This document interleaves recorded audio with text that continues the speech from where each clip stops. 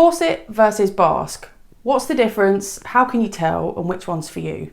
Keep watching. Hi, my name's Serafina and you're watching my channel Fina Makes. So for those of you who've met me or know a little bit about me and my background, you'll know that I've got a small obsession with corsetry.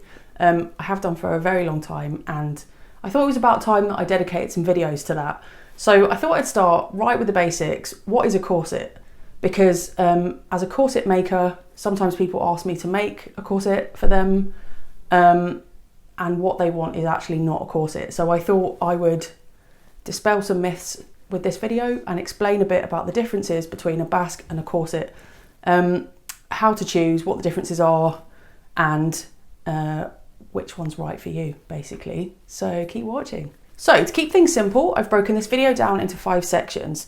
The first section that I want to look at is visual differences. So looking at the garment, how can you tell the difference between a corset and a basque? Quite often companies, if you're thinking about buying one off the peg off online or something, quite often companies will call something a corset, but it's not actually a corset.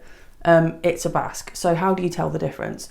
Visually speaking, the differences are a corset has laces at the back. So you'll have eyelets and laces, and the purpose of a corset being you put it on, you tighten the laces, it shapes the body. A basque is more form-fitting, so it will be something that fits your actual shape without giving it too much structure or changing your silhouette too much. And so a basque at the back has hook and eyes, so more like a bra. The next major difference is cups. So basques nearly always have cups. They look like a long line bra. They've often got suspender clips built in, and they have straps. So with a corset, there's a lot of structural support going on inside the body of that garment. So they don't have cups and they don't need straps. Finally, the fabric is a dead giveaway. So with basques, they look a bit flimsier than corsets. The bones will be plastic if there are any. You'll have sheer panels. There'll be like flimsy single layer lace, things like that. It looks a bit more like negligee. Whereas a corset, the fabric is a lot more heavy duty. Usually they have no stretch at all, and the whole thing looks a bit sturdier and a bit more heavy. And they very rarely have cups. Topic 2 is wearing them. So a corset's job is to shape the body. Like, there are degrees of lacing. So if you want an extreme silhouette and you're pulling the waist in a lot, that's called tight lacing. But generally a corset's job is to reduce the waist in some kind of capacity. Whereas a basque, the purpose of it is to just fit your body as it is. It might give slight shaping, but it's not going to dramatically change your silhouette. So because of that, when you wear them, they'll have different levels of comfort. So there's a common misconception that corsets are uncomfortable. If you've got a proper corset, it's a good quality, preferably made to measure, but I appreciate that's not always in everyone's budget.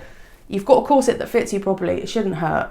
If your corset's causing you any pain, pain in the ribs or pain in the back or whatever, it doesn't fit you properly, stop wearing it. You can wear them, like if you're a performer or you're going to wear them for short periods of time, that's absolutely fine. But if you're thinking about wearing it for anything longer than a few hours, you need to have something that fits you properly. That being said, when you're wearing a corset, so I've got an underbust on right now, there's metal running through this garment, which means like it's harder to bend. It improves your posture quite a lot when you wear a corset, because you're kind of forced to stand more upright. It really helps with posture, and a lot of people use it for that purpose. With a basque, you've got the plastic bones. It's often a stretch material, whereas corsets are usually woven material, so they're non-stretch. Corsets can impair your movement a bit, so you have to do the kind of like pregnant lady squat to bend down and pick stuff up, or put your shoes on before you put your corset on, basically. Whereas with a basque, it kind of bends with you. I mentioned about fit before, so a basque, generally speaking, I mean, they might be made with things like spandex or power mesh or something like that, but they generally won't change your body shape dramatically, whereas a corset has the potential to change your physical form by restricting the waist and creating more of an extreme hourglass kind of shape. If you have a larger bust and you want bust shaping, the 2 best options for you are either to go for a basque that is in your bust size, or have a corset professionally made, because corsets are generally made with no cups, and that doesn't offer the same level of support off the peg for a larger bust. So you're better off having one made or getting a basque if your budget is a bit lower. Topic 3, let's talk about stealthing. So stealthing means being able to wear the corset and nobody knows about it. So corsets are in fashion at the moment, people wear them on the outside, basques are in fashion too. The whole underwear as outerwear thing has come back around again. I'm old enough to remember it the last time, so that's a bit scary. But with stealthing, what actually happens to your body shape when you're wearing a corset? Corsets, as I said before, don't generally have cups, and so an overbust corset, and we'll talk about the different types of corset in a bit. This is an underbust, obviously, because it sits under my bust line. An overbust corset pushes the boobs up and in, so you get that kind of shelf kind of look. So it squeezes the boobs in and up. If you're trying to stealth that, i.e. wear it under something else, it's going to give you a bit of a weird shape because it's kind of flattening your boobs and pushing them up a bit. There's no definition underneath. So if you're thinking about wearing it under something and stealthing it, you either want to go for a basque because that doesn't really change your shape and it gives you like natural shaping around the boobs and everything if you've got boobs, or an underbust. If you have an underbust and you're stealthing, you'll then need to get a bra if you are a bra wearing individual. Topic 4 is structure and construction. So I mentioned earlier about the fact that corsets, generally speaking, look a bit heavier and more substantial than basques, which are more flimsy and lightweight. The main difference, or one of the main differences between them, is the fabrics. So basques will often be single layer and they'll be made out of things like stretch satin, maybe power mesh, maybe silk, those kinds of lightweight fabrics, whereas corsets are made with much more heavier weight, usually cotton because it's breathable, things like coutil, maybe cotton drill, maybe a double layer of fabrics, maybe power mesh, like the really, really rigid stuff that doesn't really stretch, it hasn't got much give. So that overall gives both of the garments different weights.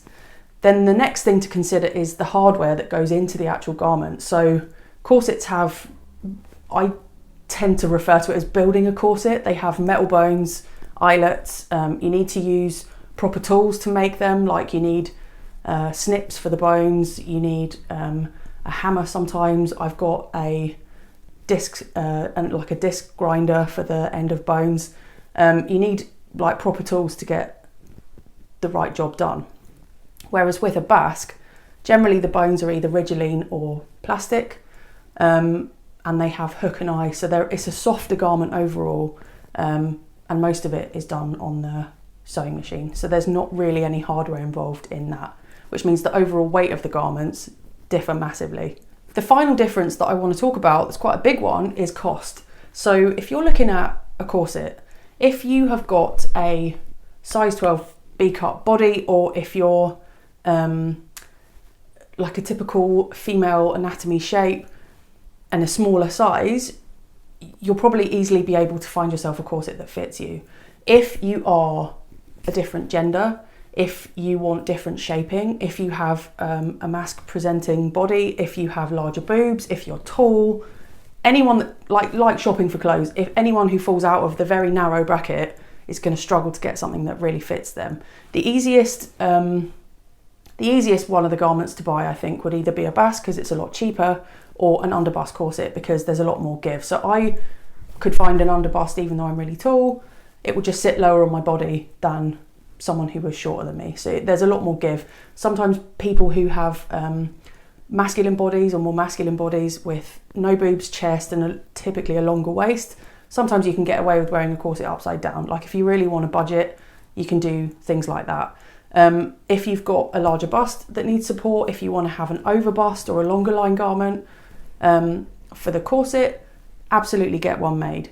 Obviously, like because of the work that goes into it, like the bones, the eyelets, all of the hardware, and the fact that somebody would be making it for you specifically for your shape, that's obviously going to take time. You're going to need someone who's an artisan to make it. It's going to be at the higher end of the budget.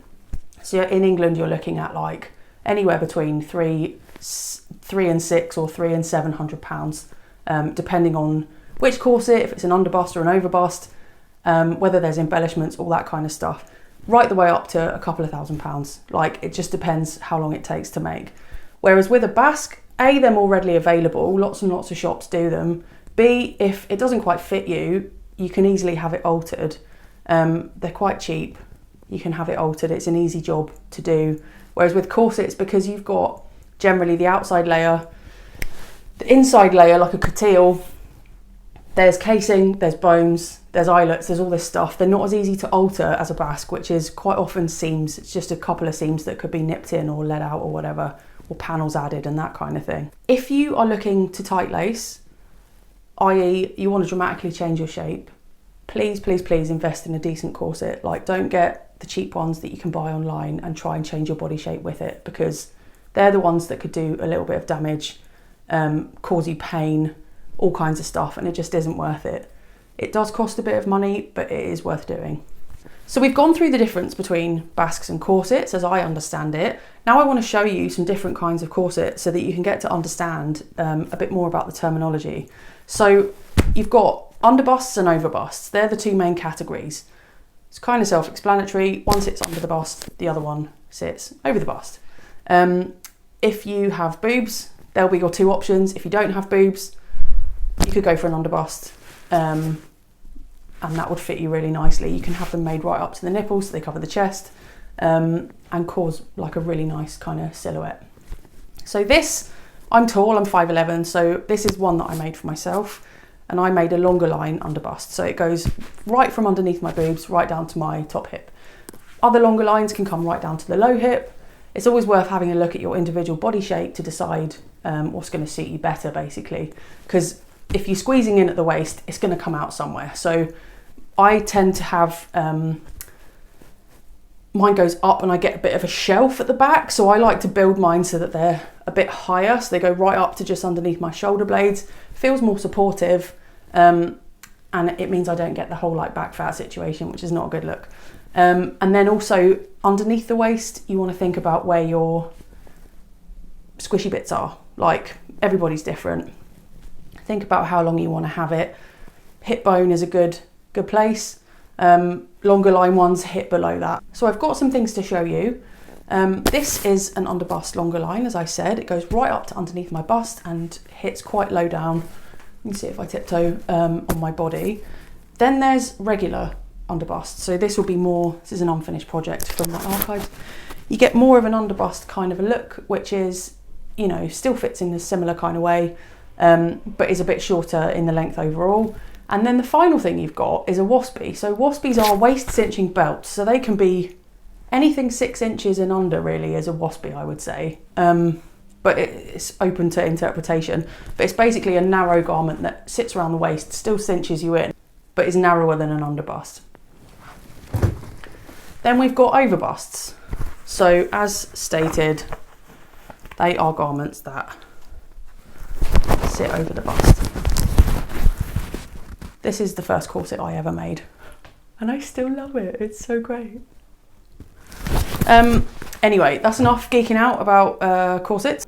How do you know which one's for you? Well, you can ask yourself some questions based on the things that we've covered earlier. So, you know, first and foremost, what's it for? If you want something that you're going to wear undergarments to give you a bit of shaping or whatever, think about how extreme that shaping is that you want. If you want a really dramatic kind of Dior silhouette, you probably want to go for a corset. If you want something just with a bit more support that's going to be comfortable, stretch with you throughout the day, you probably want to go more for a basque. Is it for lingerie purposes or is it for outerwear and daywear purposes? What's your budget? Like, if you've got a few £100 and you want something specially made that's super, super special, go for a corset. If it's something that, I mean, you can get more expensive basques as well, but if you want something that is a bit more financially accessible and it doesn't need to perform the duties of a corset, then get a basque. And finally, do you need boob shaping? Like, have you got larger bust or smaller bust but you want cups? Because if you have an underbust, you're still going to need to wear a bra with it if you have boobs. So, and you want boob support, so you're still going to need to get a bra that goes with your underbust. So these are things to think about as well. I hope this has been helpful. It's been really fun geeking out and talking about something that I love talking about so much. Let me know what you thought in the comments below. Let me know if there's anything I missed or if there's anything that you found particularly useful. And I'll see you next time. If you like this channel, hit the like button, subscribe, all of that good stuff. And I'm going to pop a link in the description below for you to sign up to my newsletter if you would like to stay in touch. See you next time.